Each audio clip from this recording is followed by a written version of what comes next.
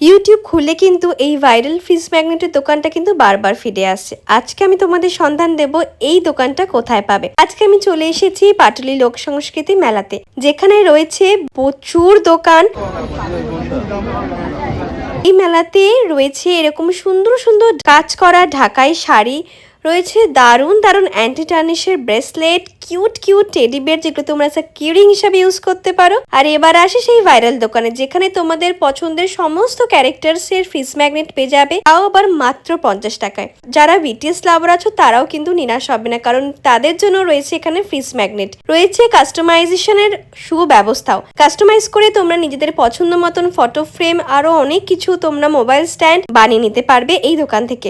এই মেলাতে টাকা দিয়ে তুমি নকল টাকাও কিনতে পারবে। 200 টাকা আর 500 টাকার এই নোটগুলো রয়েছে। রয়েছে দারুণ কিছু সিরামিকের কালেকশন। আর এই দেখো ভাইরাল চুড়ি, সেই যে চুড়িগুলো তোমরা নিউ মার্কেটে গেলে পাবে, সেই চুড়িগুলো কিন্তু তোমরা পেয়ে যাবে এই মেলাতে। তাই এই মেলাতে আসতে একেবারেই দেরি করো না। পর খেলাম একটা নতুন ধরনের জিনিস, মথুরা কেক। মথুরাতে গিয়ে তো এই কেক খাইনি আমি, তাই এবার আমাদের পাটুলি মেলাতে এই কেকটা খেলাম। একটু মিষ্টি মিষ্টি রয়েছে, 10 টাকা করে পার পিস, দারুণ খেতে।